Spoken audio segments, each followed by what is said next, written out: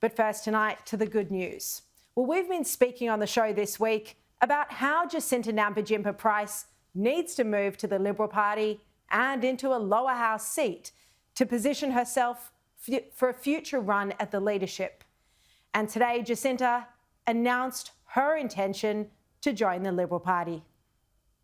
It is a decision that I've thought a lot about. And firstly, I guess I've always felt like the Liberal Party room is my natural home, given, the Liberal Party is the freedom party, the party of responsibility. Now, given the current circumstances, I think now more than ever, we need strong people within the Liberal Party. We need to be able to rebuild. Now, I can tell you that it's most likely Jacinta Price will be the deputy leader with Angus Taylor as the leader. But I can also tell you that she hasn't ruled anything out when it comes to the leadership. She hasn't ruled out running as leader. Now, the Liberal Party convention is that you can't lead the party from the Senate or from the Northern Territory for that matter. But it's not a hard and fast rule. An opposition leader could sit in the Senate, but a Prime Minister must sit in the lower house. So if Jacinta was opposition leader from the Senate, she'd then need to run for a seat at the next election or in a by-election if one came up. But even Jacinta's biggest backers in the Liberal Party, and I've spoken to some of them today, well, their view is that she isn't quite ready yet to be a leader and that she should run for the deputy leader position now and build her experience. The leadership candidates, as we speak, are still Angus Taylor and Susan Lee. And it's understood Jacinta would be on a ticket with Angus, and she's quite happy to be his deputy. Now, one argument that's running against Angus Taylor as leader is that he opposed Labor's tax cuts. As you know, that was a suicidal decision for the coalition. Well, I've been told that it was actually a decision taken by Peter Dutton and Susan Lee in the afternoon of budget lockup. And Angus Taylor, I'm told, actually argued against it in that internal meeting, but ultimately had to accept their decision and then publicly argue the case. But back to Jacinta. So she will, at this point, most likely be Angus Taylor's deputy. But if she performs well, and I'm sure she will, there's the option to move her to a lower house seat. And from that position, she could run for the leadership of the Liberal Party. Now, in my view, Jacinta would be a visionary choice as Liberal leader. She would truly be modernising the party. And who wouldn't get behind her?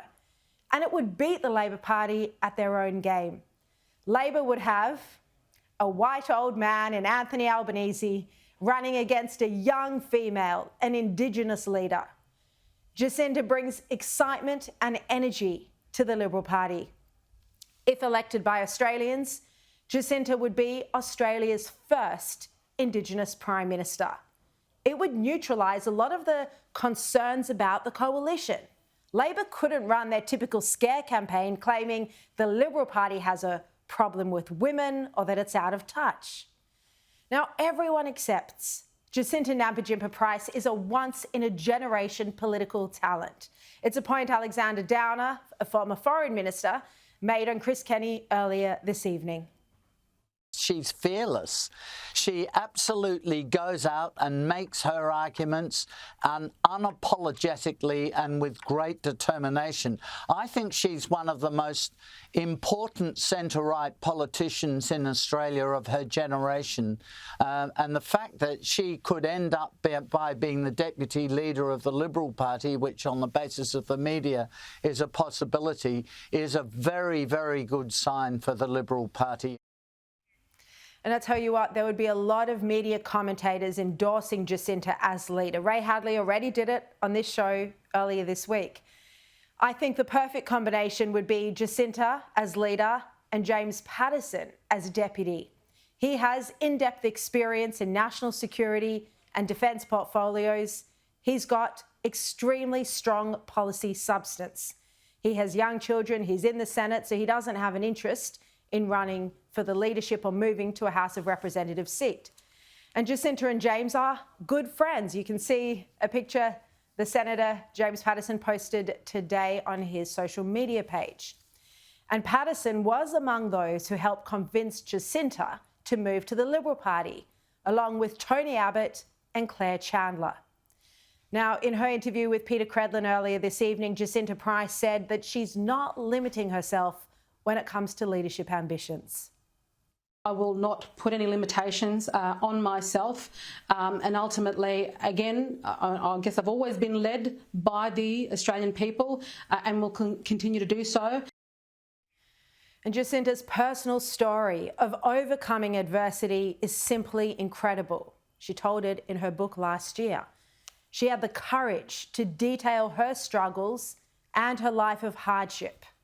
She embodies aspiration. She's the quintessential Australian, proud of our country and proud of what we can achieve collectively. And she's already proven to the country that she's a terrific campaigner and a tough politician.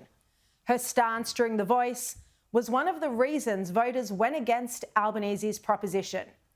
So it's terrific that she's moving to the Liberal Party, but my message to Jacinta tonight is don't run as deputy, run as leader. The Liberal Party has been crushed, decimated, and it doesn't need more of the same. It needs total renewal with fresh ideas and a fresh face. And there's no better person to do that than Jacinta Nampijinpa Price.